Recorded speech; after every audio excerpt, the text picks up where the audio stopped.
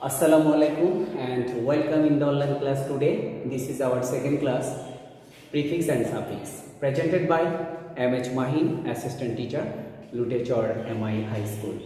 Now I am going to discuss prefix and suffix lecture part 2. Dear students, for a better understand now I am telling Bengali. সুপ্রিয় শিক্ষার্থীরা সবাইকে স্বাগতম জানিয়ে আমি শুরু করছি আজকে লেকচার পার্ট 2। লেকচার পার্ট 1 এ আমি আলোচনা করেছিলাম বিপ্লট অফ নাউন অর্থাৎ নাউনের খুঁটিনাটি, formation of noun, position of a noun in a sentence. তাহলে কথা না বাড়িয়ে আজকের মূল পর্বে আমরা চলে যাচ্ছি। আজকে এই লেকচার পার্ট 2 তে আমি আলোচনা করব অ্যাডজেক্টিভ। তাহলে সর্বপ্রথমেই যে formation of adjective, formation of adjective, formation of adjective। সুপ্রিয় শিক্ষার্থীরা, প্রথমে শিক্ষণীয় একটা বিষয় হলো ডি এর পরে যদি জি জে জেড পাই তাহলে ডি এর উচ্চারণ হয় না, সাইলেন্ট থাকে। সাইলেন্ট ওয়ার্ড হলো যে লেখার সময় লিখবো ঠিক কিন্তু উচ্চারণের সময় উচ্চারিত হবে না। ফর এক্সাম্পল দেখো, আমরা যদি লিখি ফ্রেজ, এখানে দেখো ডি এর উচ্চারণ হয় নাই। যদি আমরা লিখি, আমরা বেশিরভাগই উচ্চারণটা ভুল করে থাকি, অ্যাডজাস্ট বলে থাকি, উচ্চারণ হবে অ্যাডজাস্ট, ডি এর উচ্চারণ হবে না। আশা করি সুপ্রিয় শিক্ষার্থীরা বুঝতে পেরেছো। তাহলে আমাদের আজকে যে ফরমেশন অফ অ্যাডজেক্টিভ সেই মূল বিষয়ে আমি চলে যাই। ওয়ার্ডের শেষে এল থাকে, আইডি থাকে, ইডি থাকে, আইএনজি থাকে, অ্যাবল থাকে, ফুল থাকে, লেস থাকে, এ এন টি থাকে, ই এন টি থাকে, সাম থাকে, লাইক থাকে। তাহলে সেই সেন্টেন্সটা নিশ্চিতভাবে, সেই ওয়ার্ডটি নিশ্চিতভাবে অ্যাডজেক্টিভ। ফর এক্সাম্পল, যেমন আমি লিখলাম বিউটিফুল, এখানে ফুল পাইছি, তারপর আমি লিখলাম যে ন্যাশনাল, এর পাইছি, তাহলে এখানে সিম্বল পেলাম এর আর পেলাম ফুল। This word is adjective. তাহলে সুপ্রিয় শিক্ষার্থীরা আশা করি বুঝতে পেরেছ। এই পর্যায়ে আমি চলে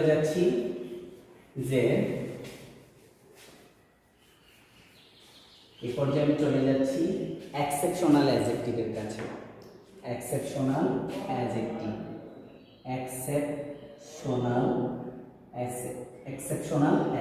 সুপ্রিয় শিক্ষার্থীরা, তার জন্য একটা ম্যাথমেটিক্যাল নিয়ম রয়েছে। যেমন ধরো, নাউন যোগ L Y equal to adjective. For example দেখো, নাউন হলো ফ্রেন্ড, যোগ এল ওয়াই ইকুয়াল টু হলো ফ্রেন্ডলি। সুপ্রিয় শিক্ষার্থীরা, আমাদের এই বিদ্যা অঙ্গনে শৈশব থেকে একটা অভ্যস্ততা আমরা পরিণত হয়ে যায়।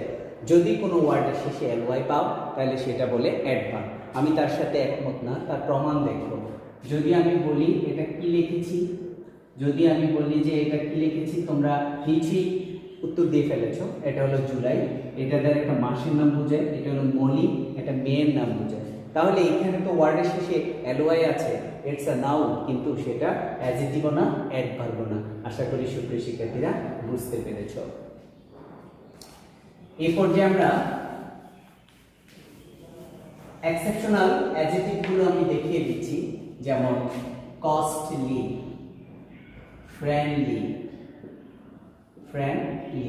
ব্রাদারলি, মাদারলি, এটসেট্রা, এরকম। অর্থাৎ নাউনের সাথে এল ওয়াই যুক্ত হলে adjective. Costly, likely, lovely, lonely, kindly. আচ্ছা, তারপরে আগলি, বেশিরভাগ আমরা এই জিনিসটা ভুল করে থাকি, আগলি। এগুলো হলো এক্সেপশনাল অ্যাডজেক্টিভ। আশা করি সুপ্রিয় শিক্ষার্থীরা বুঝতে পেরেছ। এই পর্যায়ে আমরা চলে যাচ্ছি যে অ্যাডজেক্টিভের দ্বিতীয় স্টেপ। সুপ্রিয় শিক্ষার্থীরা, এগুলো কিন্তু আমরা প্রিফিক্স অ্যান্ড সাফিক্সের। তাহলে আমরা মূল থিমটা লিখে ফেলি যে প্রিফিক্স অ্যান্ড সাফিক্স, যে এই সব প্রিফিক্স এবং সাফিক্স করতে গেলে আমাদের এই বিষয়গুলো অবশ্যই জানা থাকতে হবে। সেই জানার লেকচার পার্ট 1-এ বলেছি নাউনের সম্বন্ধে, আজকে আমি লেকচার পার্ট 2-তে আলোচনা করছি অ্যাডজেক্টিভ সম্বন্ধে। সুপ্রিয় শিক্ষার্থীরা, এবার অ্যাডজেক্টিভের আমি আলোচনা করতে যাচ্ছি position of adjective, position of adjective in a sentence, সুপ্রিয় শিক্ষার্থীরা খেয়াল করো, টাইটেল দেখে বুঝে ফেলেছো যে বাক্যের মধ্যে অ্যাডজেক্টিভের অবস্থান কোথায়। আমি প্রমিত নিয়ম অনুযায়ী লিখে দিচ্ছি। নাম্বার 1, যেমন আর্টিকেল ডট ডট নাউন। যদি আর্টিকেলের পর গ্যাপ পাই, তারপর নাউন পাই, তাহলে এই জায়গায় অ্যাডজেক্টিভ বসে। যেমন ফর এক্সাম্পল, আর্টিকেল, এখানে গোড হলো অ্যাডজেক্টিভ, বয় হলো নাউন। তাহলে উদাহরণ দ্বারা বুঝিয়ে দিলাম, আশা করি সুপ্রিয় শিক্ষার্থীরা বুঝতে পেরেছ। এ পর্যায়ে আমি আলোচনা করব মোস্ট ইম্পর্টেন্ট, অর্থাৎ এই বিষয়টা খুবই জরুরি, সেই বিষয়টা নিয়ে আমি আলোচনা করব। নাম্বার 2, মানে রুলস নাম্বার 2 হলো লিঙ্কিং ভার্ব। লিঙ্কিং ভার্বের পর, এরপর সব সময় অ্যাডজেক্টিভ বসে,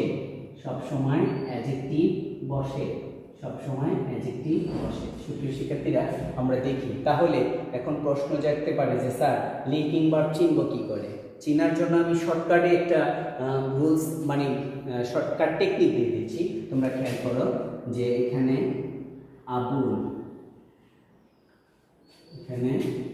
আবুল, আচ্ছা, ফার্স্ট SAT, দেখো আবুল ফার্স্ট মনে থাকবে, কারণ এখানে আমাদের এখানে চাকরি করে আবুল নামে একজন আছে, তাহলে তার কথাটা মনে পড়ে যাবে। যেমন এখানে A means appear, B means হলো B মানে হলো, তো আমরা জানি B মানে হলো যে am, is, are, was, where, আচ্ছা, আশা করি বুঝতে পেরেছ। আর তারপরে হলো বিকাম, ইউ দ্বারা নেই ক্রস, এল দ্বারা হলো লোক, এফ দ্বারা হলো ফিল, আই দ্বারা নাই, আর দ্বারা হলো রিমেন, এস দ্বারা হলো স্টে বা সাউন্ড, টি দ্বারা হলো test, smell, state, sound, etcetera. For example, সুপ্রিয় শিক্ষার্থীরা, আমি উদাহরণ দিলে তোমাদের কাছে বিষয়টা ক্লিয়ার হয়ে যাবে। এখানে কেন বি ভার্বটা লিঙ্কিং ভার্ব হিসেবে আসে, এক্সাম্পল ছাড়া ক্লিয়ার হবে না। কারণ খেয়াল করো, আমি লিখলাম হি ফিলস হ্যাপি। আচ্ছা দেখো, এখন দেখো তো, এটা হলো লিঙ্কিং ভার্ব, এরপরে অ্যাডজেক্টিভ হয়েছে সুনিশ্চিতভাবে, হ্যাপিটা অ্যাডজেক্টিভ।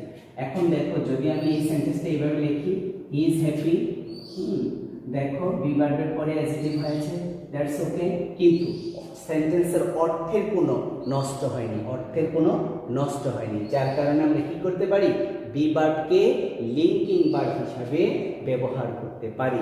সুপ্রিয় শিক্ষার্থীরা, আশা করি বুঝতে পেরেছো।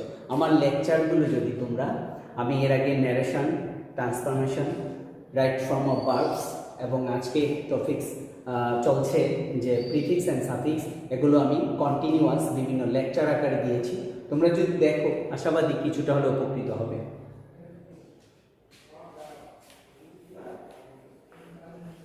এই পর্যায়ে আমি আলোচনা করব রুল 3 নিয়ে আলোচনা করব। রুল 3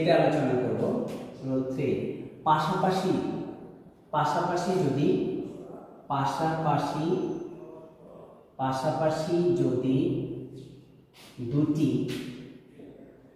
দুটি নাউন বসে, তাহলে প্রথমটি অ্যাডজেক্টিভ, পরেরটা নাউন। ফর এক্সাম্পল আমি দিচ্ছি, he is a school teacher. দেখো এখানে স্কুলটাও নাউন, টিচারও নাউন, তাহলে এই ধরনের নাউনকে বলে অ্যাডজেক্টিভ নাউন। আশা করি বুঝতে পেরেছো। আচ্ছা, তাহলে পাশাপাশি দুটি নাউন যদি বসে, তাহলে প্রথমটি অ্যাডজেক্টিভ, পরেরটা নাউন। আশা করি বুঝতে পেরেছ। এই পর্যায়ে আমি রুলস 4 নিয়ে আলোচনা করব। 4 এর ক্ষেত্রে 4 নিয়ে আলোচনা করব। নাম্বার 4 যে অ্যাডজেক্টিভ নাউন হয়ে যায়। দেখো আমরা খেয়াল করি প্রথম ইনকারেক্ট দিয়ে আমি করি ইনকারেক্ট। দেখো rich is not always happy. দেখো আমি ইনকারেক্ট দিয়ে করেছি। এটা রিচ হলো অ্যাডজেক্টিভ সাবজেক্ট হতে পারে না, তাহলে কিভাবে সাবজেক্ট করব? সাবজেক্ট তো সে নির্গাত, আর নাউন প্রোনাউন কি সাবজেক্ট হতে পারে আমি লেকচার পার্ট 1 এ উল্লেখ করেছি। তাহলে প্রিয় শিক্ষার্থীরা এটা কারেক্ট করতে গেলে দেখো যখন আমি কারেক্ট করতে যাব তখন এই রিচের আগে যদি আমি দা লাগাই দিই তাহলে সেটা প্লুরাল নাউন হয়ে যায়, আর প্লুরাল নাউনে প্লুরাল ভার্ব বসে, বাকি সব অংশটুকু অপরিবর্তিত থাকবে। আশা করি সুপ্রিয় শিক্ষার্থীরা বুঝতে পেরেছ। তাহলে যখন অ্যাডজেক্টিভের পূর্বে আর্টিকেল ব্যবহৃত হয় তখন সেটা প্লুরাল নাউন হয়ে যায়। সুপ্রিয় শিক্ষার্থীরা আশা করি বুঝতে পেরেছ। এরপর যে আমি আলোচনা করব রুলস নাম্বার 5 নিয়ে। রুলস নাম্বার 5 নিয়ে আলোচনা করব। 5 এমন কিছু ওয়ার্ড আছে যার পরে অ্যাডজেক্টিভ বসে, তার মধ্যে হলো নট, যেমন নো এর পরে নাউন, নট এর পরে adjective, so, too, alone, very. আচ্ছা, তাহলে not, so, too, alone, very এইসবের পরে কি বসে? অ্যাডজেক্টিভ বসে। আশা করি সুপ্রিয় শিক্ষার্থীরা বুঝতে পেরেছ। যেমন দেখো এই ক্ষেত্রে এখন very tired, two tired, so tired, এগুলো যেমন এরকম উদাহরণ আছে সুপ্রিয় শিক্ষার্থীরা। তাহলে এই পর্যায়ে আমার শেষ হলো position of adjective in a sentence. আমি এই পর্যায়ে অ্যাডজেক্টিভের স্টেপ 3 নিয়ে আলোচনা করছি। এতে হল অ্যাডজেক্টিভ একটা ওয়ার্ডার মেনে চলে। তাহলে এই টপিকের নাম হলো ওয়ার্ডার অফ অ্যাডজেক্টিভ। সুপ্রিয় শিক্ষার্থীরা মোস্ট ইম্পর্টেন্ট, খেয়াল করতে হবে যে অ্যাডজেক্টিভ এলোপাতারি বসালে চলবে না। আমরা সেটা দেখি নাম্বার 1 এ, যেমন প্রথমে আসবে আমাদের অপিনিয়ন। নাম্বার 2 তে আসবে সাইজ। নাম্বার 3 তে আসবে শেপ। আচ্ছা, শেপ। নাম্বার 4 এ আসবে হলো এজ। নাম্বার 5 এ হলো কালার। নাম্বার 6 এ হলো ন্যাশনালিটি।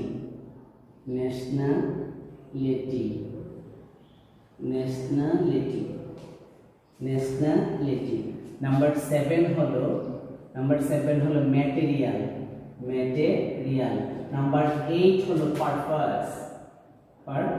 সুপ্রিয় শিক্ষার্থীরা লিখলাম, ঠিক আছে, উদাহরণ না দেওয়া পর্যন্ত বুঝতে সুবিধা হবে না। এক্সাম্পল দেখো কারেক্ট, ইনকারেক্ট দিয়ে আমি শুরু করি, তারপরে কারেক্ট করব কারণ বোঝার সুবিধার্থে। I want to buy a red car B। আচ্ছা, দেখো সুপ্রিয় শিক্ষার্থীরা মনোযোগ সহকারে দেখো। আমি কারেক্ট করি তাহলে বুঝতে সুবিধা হবে। কারেক্ট যখন করতে যাব এতটুকু ঠিক থাকবে, I want to buy। আচ্ছা দেখো ঠিক থাকবে। দেখো তো কালার আগে এখানে আছে কালার, ম্যাটেরিয়াল, সাইজ। আচ্ছা, অপিনিয়ন হলো ভালো মন্দ, তোমার আমি ব্যাড গুড বললাম। সাইজ হলো তো বুঝো স্মল, বিগ, সেই বললো রাউন্ড, ট্রায়াঙ্গেল, অ্যাঙ্গেল, এই যে নিউ, ওল্ড এরকম। আর কালার তো জানি রেড, হ্যাঁ, black, nationality Bangladeshi, Indian, Bharat, মানে এটসেট্রা। বা ম্যাটেরিয়াল হলো এটা কি দ্বারা বানানো হয়েছে বা কেমন, সেটাকে লোহা, আয়রন, গোল্ড এটসেট্রা এরকমই। পারপাস উদ্দেশ্যটা বুঝাচ্ছে।